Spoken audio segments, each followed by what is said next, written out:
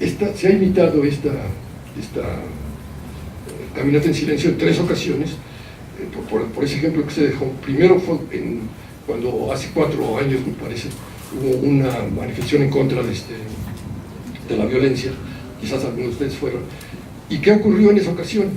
Que la gente fue con el propósito de guardar silencio, pero como nadie tenemos ni la menor idea de lo que es realmente el silencio, sobre todo de cientos de miles de gentes, es imponente, ¿no? Por eso se guardó un minuto de silencio. Si dijeron, vamos a guardar una hora de silencio, se vaciaba el estadio, ¿no?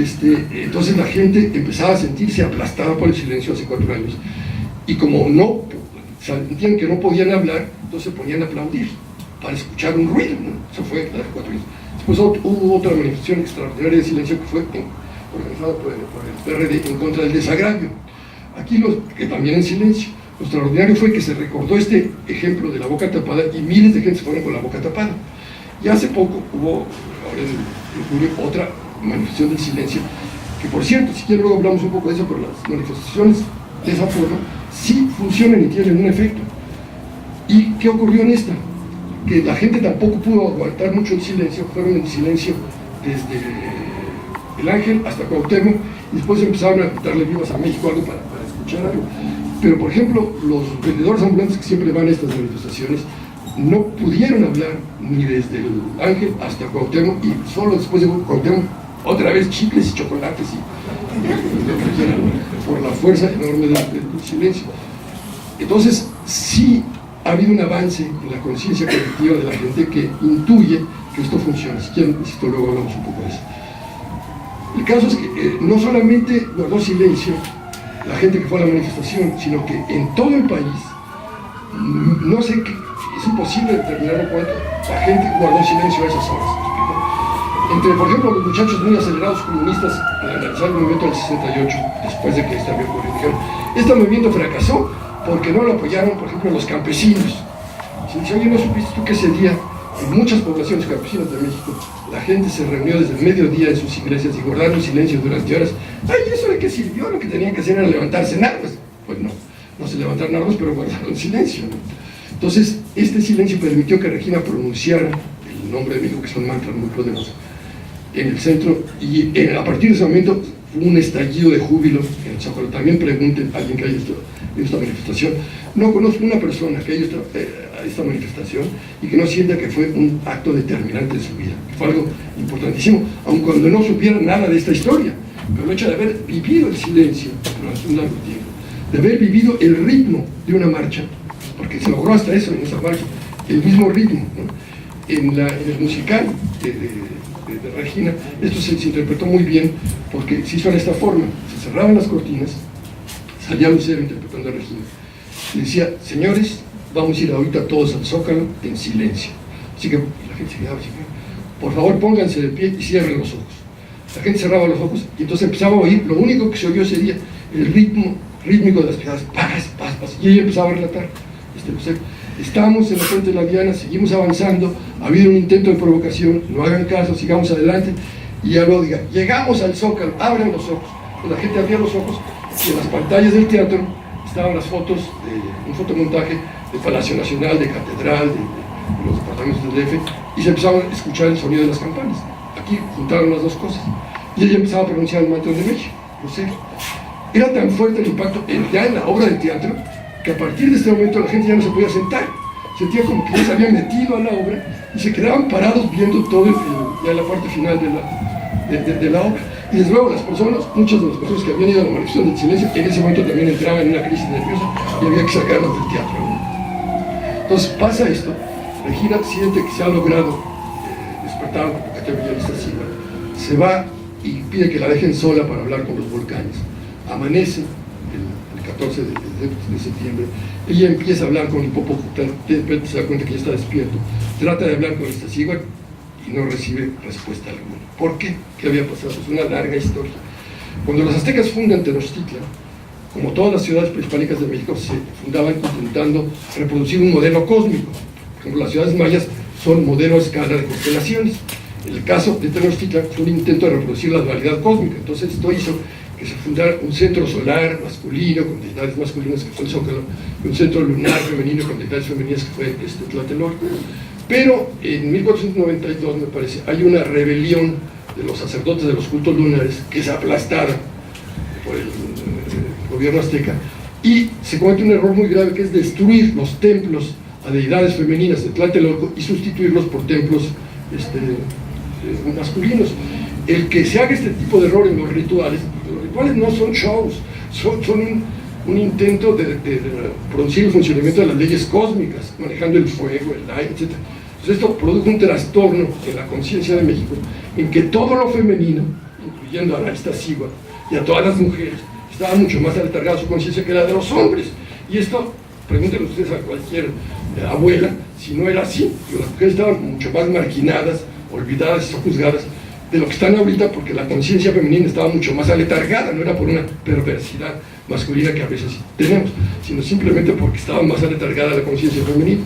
Entonces esto ocurrió en esa ocasión, que la conciencia del Popocatépetl despertó, pero la de Iztaccíhuatl no. Entonces Regina considera que es necesario recurrir a esa última carta, que es la del sacrificio, por supuesto totalmente voluntario, y que se van a necesitar 400 mártires para este sacrificio, y empieza a hacer una selección. Pero el tiempo corrió en su contra, porque estamos ya a 15 o 16 de septiembre de 68, y la cárcel de la Luna deja de operar el 21, y a partir del 21, en todo el mundo, desaparecen las protestas. Porque estábamos protestando y buscar la cuesta, quizás, y todo vuelve en calma, incluyendo a México también. Ya imposible organizar esas grandes manifestaciones de unos días antes. Ya todo se restablece a la calma. Si se pudieron hacer estas manifestaciones, fue por el apoyo popular que tuvieron y porque las brigadas estudiantiles podían recorrer todo el país repartiendo volantes sin que les pasara nada. Ahora trataban de salir de las escuelas, inmediatamente eran reprimidas por organizaciones oficiales, desde policíacos hasta de la CETEM, etc. Y además, como ya Díaz Ordaz se había cumplido con el compromiso con el ejército, ahora sí ya entra la represión en serio y son tomadas por asalto la universidad, el Politécnico, las escuelas importantes del país son ocupadas por el ejército y la policía, y aparentemente hay una calma absoluta. El país entra en calma como todo el mundo, menos un lugar, que es Tlatelolco. Otra vez la historia impera. Tlatelolco tiene el atributo de ser siempre el último bastión de defensa. Recuerden ustedes que cuando la conquista española, el último bastión que se defiende no es el Zócalo, que era lo lógico. Oye, pues si aquí es el templo mayor, no, se defiende Tlatelolco. ¿Por qué?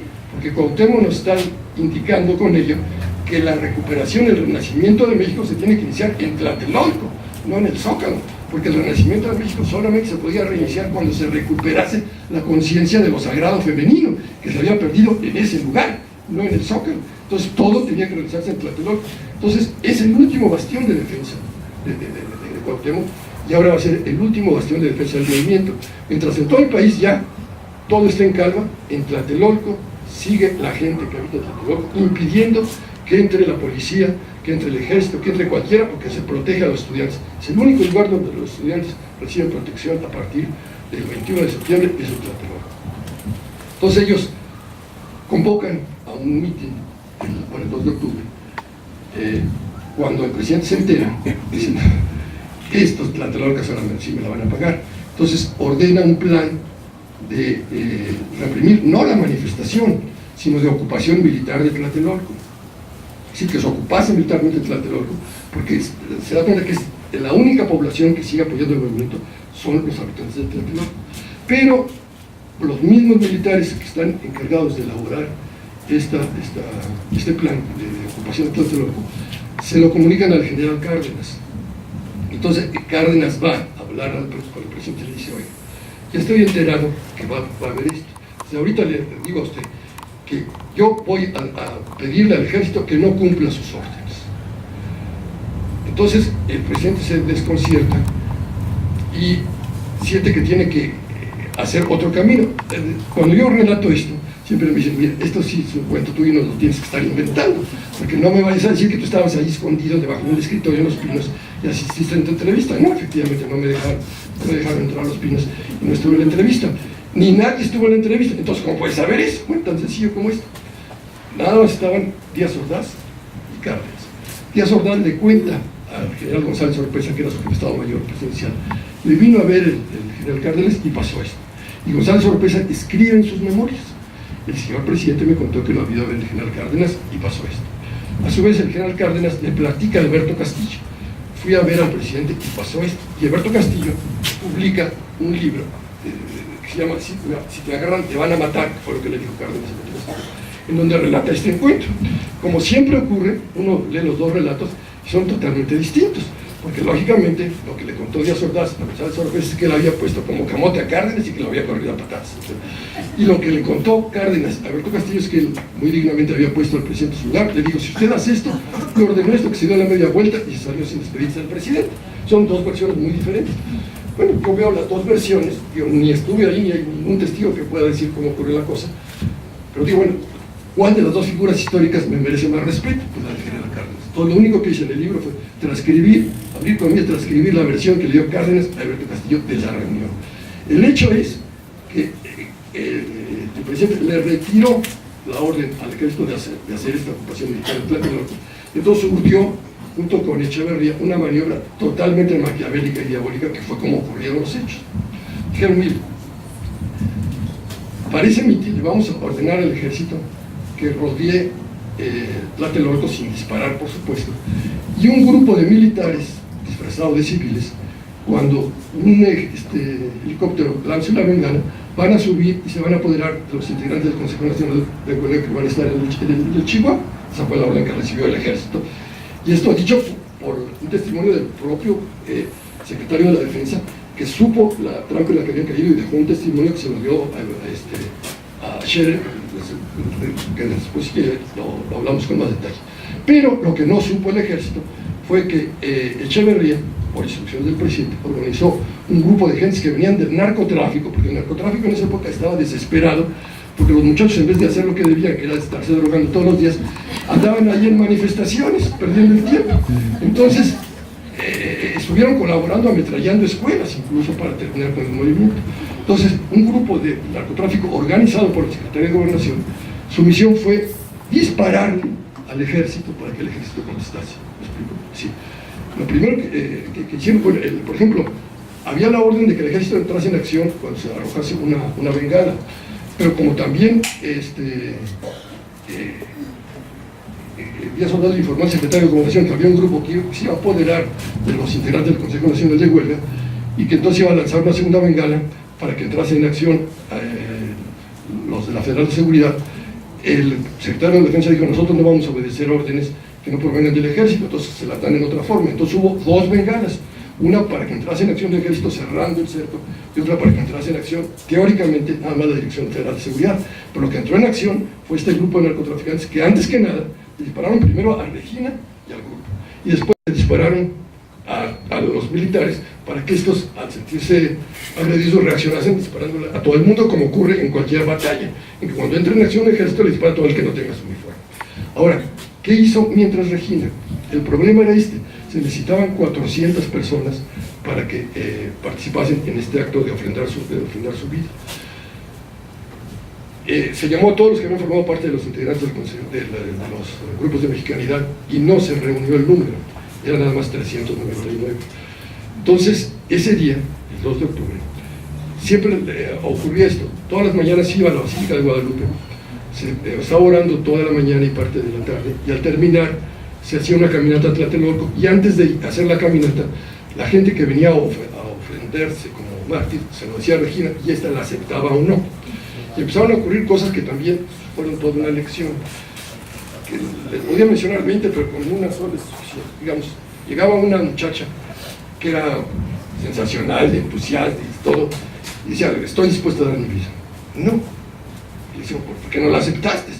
Pues porque resulta que ella está dispuesta a dar su vida, pero la semana pasada fue su cumpleaños y su hermana no la felicitó y le guarda un resentimiento a su hermano. Entonces los seres humanos somos así de absurdos, que a veces estamos dispuestos a dar la vida. Sí, bueno, pero perdonar a alguien que me hizo algo tan grave como no felicitarme el día de mi cumpleaños, jamás, ¿verdad? Digo, parece chiste, pero así funciona el asunto, ¿no? Otra cosa, como ya decía, bueno, si a una madre le dicen: ¿qué prefieres, que te matemos a ti o a tu hija? Pues máteme a mí. Pero eso no la hace mártir, la hace víctima, porque está a fuerzas actuando.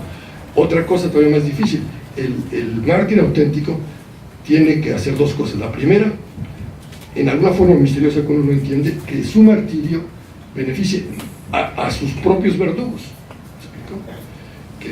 O sea, y para eso lo necesita amar también, porque si no, no le va a llegar a su beneficio. Y lo más difícil, que fue la última prueba que sufrieron los mártires, ese día, el 2 de octubre, se hace la reunión, y entonces se cuenta y hay 399, falta uno. Entonces dice Regina, bueno, como ustedes se dan cuenta, como falta una persona, el sacrificio no va a servir absolutamente de nada. Pues, por lo tanto, no se sientan obligados a ir. Entonces todos dicen, vamos, porque el verdadero mártir no es un cambista.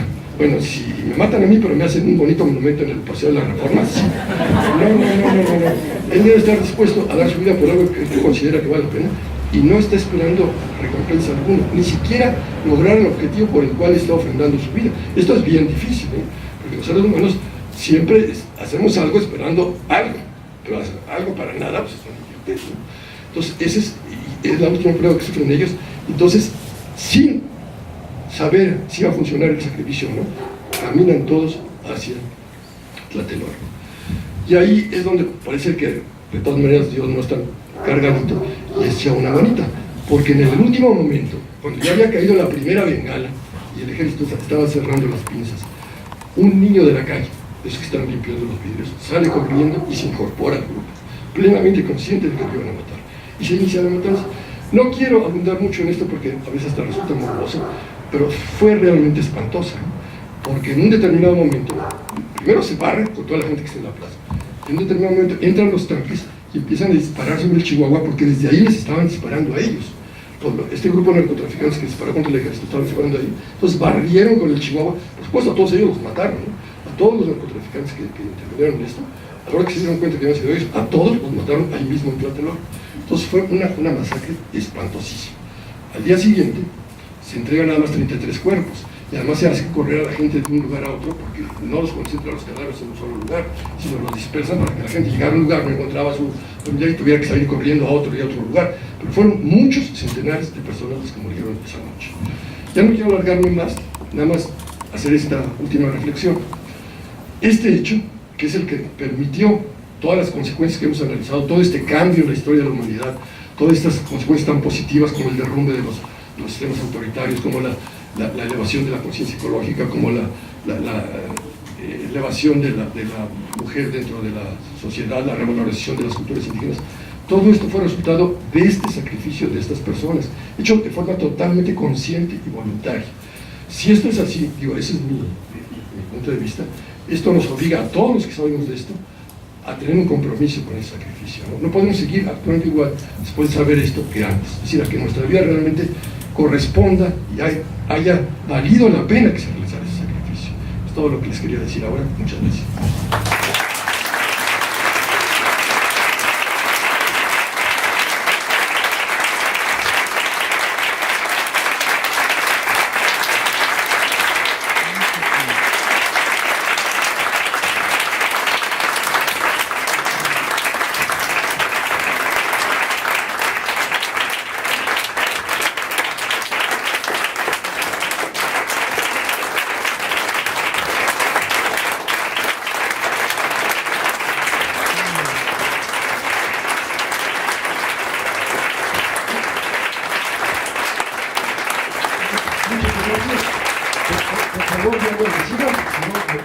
Me van a hacer llorar y lo digo.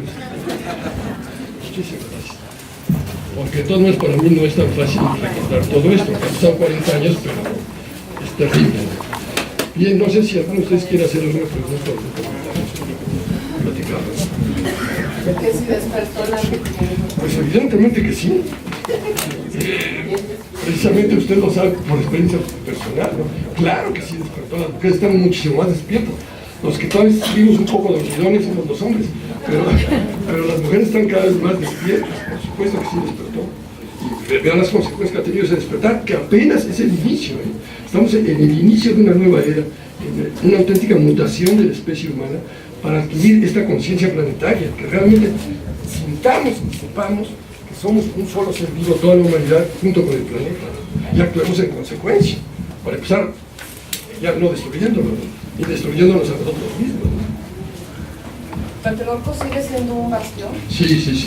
Tlatelolco es un bastión de resistencia. Acá la señora. Mi pregunta es, ¿Lucero sacaría algún provecho al hacer esa representación de esa obra? Porque a partir de ahí como que su carrera va en declive precisamente por esa situación que se presentó con sus guaruras y todo eso. ¿Le sirvió a Lucero para algo? Mire, solamente Lucero le podría dar la respuesta así plena. Le puedo dar mi interpretación, es la siguiente. Llegó un momento en que ella se compenetró totalmente con el personaje. Las representaciones que estuvo haciendo fueron magistrales. Y de ahí tuvo el problema que tuvo. ¿Por qué? ¿Qué pasó ese día? El día de las 100 representaciones, se devela la placa. Bueno, en primera, hubo este antecedente. La prensa es cada vez más insoportable en el sentido de que es muy prepotente. Entonces, ese día, estaban entrevistando a todas las notabilidades que había ahí, y por ejemplo llega Ernesto Alonso, ve la prensa y no quiere entrar, sino que da la vuelta para estar, hacer una de las izquierda de doblar la placa, para estar atrás nada más, pero sin entrevistarse con la prensa. Entra Silvio Pinal, que tiene unas tablas enormes, y así enfrente a la prensa, y le empiezan a preguntar cosas muy groseras. Oiga, que su hija es drogadicta, ¿verdad? Pero la señora tiene un control enorme, pero las gentes que estaban sentadas de ella se empezaron a molestar, porque los reporteros se habían subido sobre el asiento, porque ella, para que no la molestaran, llegó y se sentó en la fila. Pero los reporteros se metieron y por encima de eso, oiga señor, ¿qué le pasa? Va a ser aquí, que no sé qué. Y entonces Lucero se entera que había una fricción ya entre el público y los reporteros, y pide que se inicie la función unos minutos antes. Y dice, al terminar la función y develar la placa, voy a dar una entrevista de prensa desde el escenario, voy a explicar todo esto, y ya no voy a dar una entrevista de prensa personal. Y así lo hace, bajan las cortinas, y entonces los reporteros se quieren meter a fuerzas atrás de la cortina, a lo que no tienen derecho. Entonces sale el guarura de tratar de detenerlos, y algo que no, obviamente no se ve en la televisión, los reporteros lo tiran al piso y lo empiezan a patear. El señor no era San Francisco de Asís, era un guarura. Se levanta y saca la pistola. Y los reporteros, por supuesto, se echan para atrás. Y esta escena es la que van a repetir al día siguiente. La primera noticia del día fue amenaza de muerte en contra de los reporteros, los iban a ametrallar, es salvaje, que no sé qué, que lo metan a la cárcel. Entonces le pide la empresa, los dueños del teatro, Lucero, que dé una entrevista de prensa.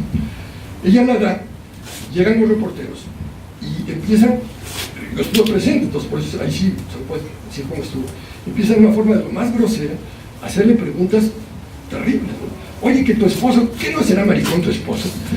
Oye, y tu hijo, ¿crees que sea tuyo? Bueno, está difícil que se haya equivocado ella en el sanatorio.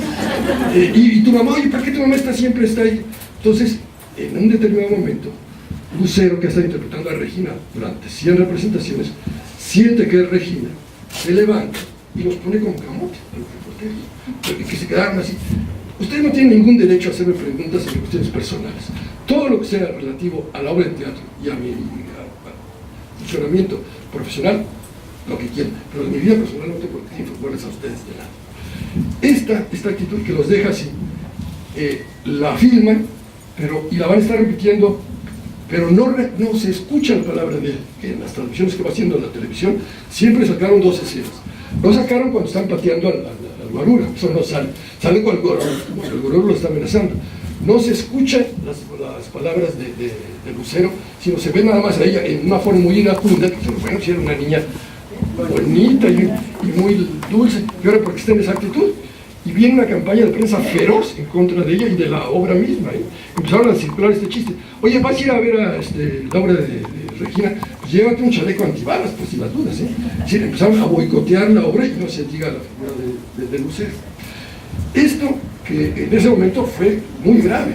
Yo no sé, a mí, las veces que he hablado con Lucero, a mí me ha dicho personalmente que para ella fue un aprendizaje de vida extraordinario y que le cambió totalmente la visión y que le permitió incluso dejar su figura, que ya no le estaba quedando, de niña bonita, ya la mujer madura, pero que le significó también una pérdida inmediata de contratos y que ya no dirigiera el Teletón, evidentemente que sí, que una campaña feroz en su contra, evidentemente que sí.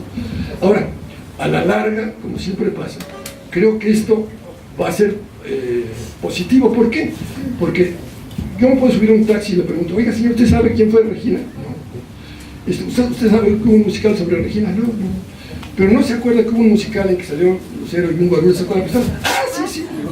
Eso todo el mundo se acuerda. Todo el mundo se acuerda.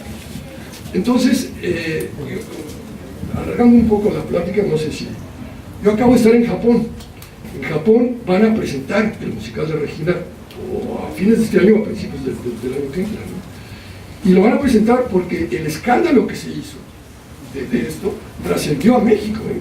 Sí, en el extranjero nunca dijeron, hay un musical mexicano que está padrísimo, ¿no? Sino que cuando vino el escándalo, oiga, ¿por qué ya en México hacen musicales? Nunca se había hecho en México un musical de este nivel mexicano. Siempre los grandes musicales que estrenan en México son traídos del extranjero, pero un musical de este nivel, no. Ya hacen musicales en México. ¿Dónde está México? ¿En África? No, pues bueno.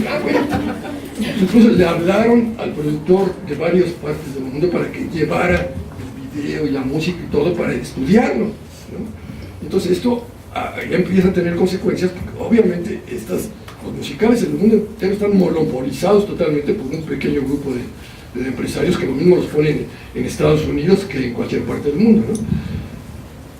Pero ya entró en estudio el musical para que ellos digan, bueno, dentro de 5 años lo ponemos o no, pero ya en Japón ya se aceptó eso y lo van a poner próximamente. Yo creo que si no hubiera habido ese escándalo, nadie se hubiera terminado el musical y en el mundo exterior nunca se habría encontrado esto, ¿no? Así que lo mismo que comentaba yo al mediodía, cosas que en un momento pueden parecer terribles, a la larga resultan que son positivas.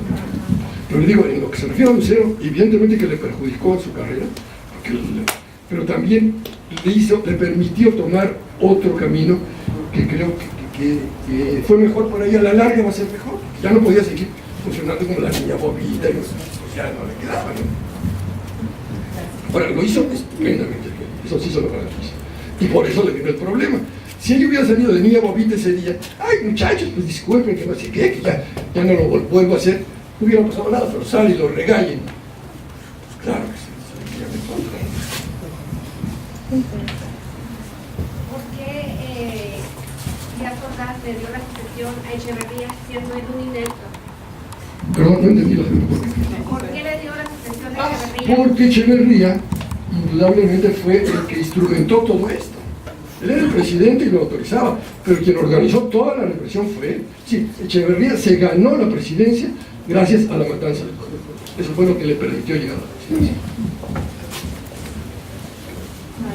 Después de este suceso de Regina, se registran una serie de presidentes de la República terribles, nefastos, terribles. ¿Qué pasa? Lo que pasa, y eso tomen ustedes en cuenta para entender cualquier acontecimiento, no solo de México, sino del mundo, es que estamos viviendo simultáneamente dos procesos. Uno del que todos nos enteramos, que es el proceso de agonía, desintegración y muerte de todas las instituciones y de toda una edad histórica, que está finalizando y está muriendo ante nuestros ojos, ¿no? Eso es evidente. Todo lo que es esta violencia, narcotráfico, incompetencia política, crisis económicas, es resultado de eso, que estamos finalizando una etapa. Y eso no se necesita mayor prueba más que ver las noticias. Pero que lo que casi nadie se da cuenta es que simultáneamente se está iniciando ya un renacimiento cultural, se está iniciando una nueva era. Y de eso solamente se es testigo cuando se viene a eventos como el de hoy, se presencia eso, se ve funcionar a los guardianes de tradición abiertamente, y se entera uno que en todas partes del mundo hay pequeños grupos como este que se reúnen a hablar no de cómo fastidiar a los demás, cómo tener dinero, cómo tener poder, sino de cómo buscar un camino de superación espiritual. Eso está dando en todo el mundo simultáneamente y nos permite augurar con fundamento que estamos en el inicio de una nueva etapa sagrada. Una última pregunta. Pero no espere que esto lo vaya a imponer el gobierno, ¿no? Es como, digamos, es una etapa similar a la que se vivió al final del Imperio Romano. Si nosotros fuéramos ahorita una máquina del tiempo, llegaríamos a Roma y nos encontraríamos en nuestro ambiente, ¿verdad? Es decir, crímenes políticos, drogadicción, corrupción, todo lo que usted quiere y mate, ¿no? Masificación, ¿dónde? Esto es el final, pues sí, es el final de la cultura griego-latina, se está acabando esa cultura. ¿Y dónde está la nueva? La occidental, que ahora es la que está muriendo, pues estaba en las catacumbas. Pues Ahí, donde uno menos se lo imaginaba, ahí estaba surgiendo esa conciencia, entre los esclavos, entre los gladiadores, en los grupos más marginados empezó a surgir esa búsqueda por un desarrollo espiritual, que creó una nueva cultura. ¿Por qué el honor que nos hace usted de venir a hacer una marcha de silencio a los 40 años de aniversario de Regina? No, la primera no es ningún honor, ¿eh? Digo, para mí es un privilegio poder contemplar que esto que estoy hablando no es una teoría muy bonita, sino es una realidad cuando se encuentran unos grupos como este. Lo maravilloso aquí es esa unidad de la diversidad, es decir, que los grupos espirituales que asisten a esto han terminado con esa cosa terrible, ese sectarismo de decir, los únicos poseedores de la verdad, los únicos que nos comunicamos con Dios, somos los que estamos aquí en este grupito de 4. El resto de la humanidad se va a ir al infierno. No, sino yo pertenezco a esta tradición espiritual, que es con la que me vinculo, pero no por ello voy a menospreciar a las otras y las tengo que respetar, incluso puedo colaborar con ellas para hacer algo importante, ¿no? Entonces esto, que no es tan fácil de lograr, tal vez tan fácil que se han necesitado miles de años para lograr esto, es maravilloso cuando uno lo ve funcionando en la realidad. Entonces, digo, el honor es para mí estar aquí, no es para ustedes el que yo esté aquí, ni mucho menos, no para nada. Cuando Regina le pidió a usted que sea testigo de todo esto, Sí. ¿usted se imaginó que...? No, si yo hubiera sabido lo que se me venía, en ese momento me voy de Brasil a los Estados Unidos. No, por supuesto que no. No tenía ni la menor idea, No. Por eso lo acepté.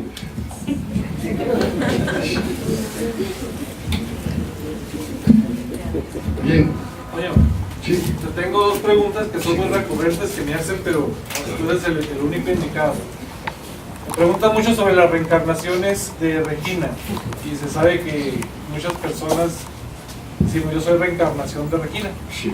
Y la otra es sobre sus fotos, todo el mundo quiere una foto de Regina. ¿Puedes hablar sobre eso? Sí, sobre la reencarnación de Regina, O sea, ¿cómo se entiende? Porque bueno, lo que tú sabes. el concepto de reencarnación es muy complicado, ¿no? Nosotros tenemos el concepto hindú de reencarnación que para nosotros resulta muy claro. No es así en el prehispánico. Para ellos es como decir, oye, ya reencarnó la primavera, ¿dónde está la señorita primavera? Es decir, es más bien una energía recurrente que se corporiza, pero en esa forma, bueno, fulanita de tal es tan alegre y tan bella que podríamos decir que es como la primavera, es más o menos el concepto de ella. Ahora, ella, entendiendo por reencarnación un regreso de energías, ella lo que va a representar no es la energía de Cuauhtémoc, sino la de Citlalmina. Recuerden ustedes que esta pareja, Tlacaile y Citlalmina, consideraban que eran un solo ser dividido en dos cuerpos, y así actuaron siempre. Cuauhtémoc actúa solo, no hay una contraparte femenina junto de él. La contraparte femenina de Cuauhtémoc es Regina, es decir, la misión que Cuauhtémoc no pudo terminar de hacer, porque le faltaba esa contraparte femenina, que era el nacimiento de lo sagrado femenino en Tlatelolco, la va a realizar Regina. Ahora, también hay esto, cuando surge un personaje como Regina, hay dos grandes peligros. Uno de ellos es que sea acaparado, monopolizado por una secta de fanáticos que con muy buena fe dicen, los únicos poseedores del mensaje de Regina somos nosotros, que nos vestimos de calcetines verdes y nada más. Y yo soy más importante que vosotros porque ya tengo no solo calcetines verdes, sino cinturón verde. Y se crea una institución jerarquizada, dogmática y fanática. Bien. Esto es muy fácil que ocurra con los grandes personajes. Afortunadamente en el caso de Regina no ha ocurrido, no porque no se haya intentado. Ha habido gente que de muy buena fe dice, vamos a fundar una asociación civil que se llame Regina C y vamos a hacer puras cosas buenas. Y siempre se les cae el teatro, ¿no? Porque ella está funcionando como una fuente de inspiración extraordinaria, pero no de institucionalización, no sé si me explico. Se ha inspirado pues, desde el musical, poesías bellísimas, esculturas, cuadros, sobre todo ejemplos.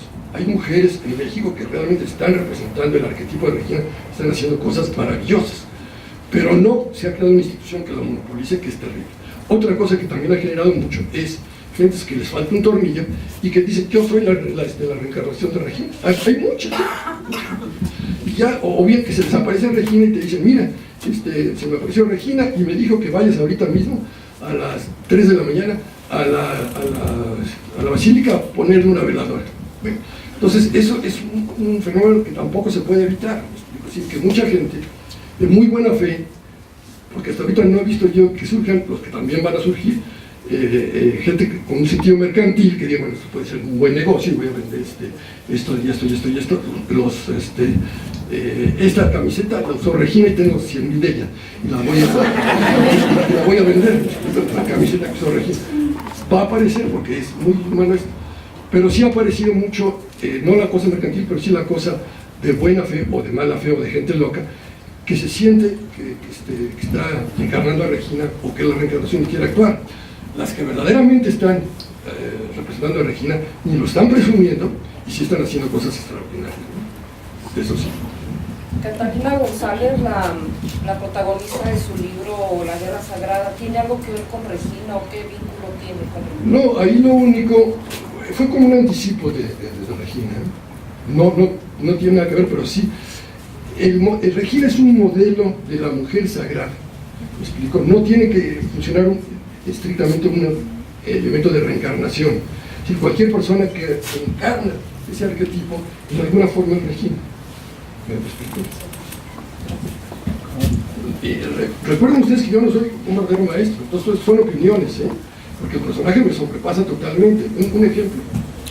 Su libro lo termina haciendo una pinta, 2 de octubre, no se olvida. Así es. ¿Qué sería lo más relevante que no deberíamos olvidar del 2 de octubre del 60? Lo que no debemos olvidar es que ese movimiento fue no nada más político y que tuvo mucha trascendencia política, sino también espiritual y que produjo esa consecuencia. Ese 2 de octubre no se olvida, no es para pretender una venganza, una revancha en lo absoluto. Pretender una revancha sería la peor traición que se le podía hacer a Regina, que juzguen a las personas y que las fusilen y que las cuelguen. No es el asunto, sino al contrario, que es un aspecto espiritual. Ya no los quiero abrir mucho, porque sí les voy para hacerles ver que cuando me dicen, oye, entonces la verdad Regina está en tu libro, no, es lo que yo capté de ella, porque al principio dije, hay mucha polémica en el caso de Regina. Hay personas que la conocieron en vida y que dicen, ese libro es una exageración enorme, yo la conocí y no fue así. Ok, respeto su opinión, pero hay personas, incluso que no la conocieron, algunas que sí la conocieron y otras que no, que dicen,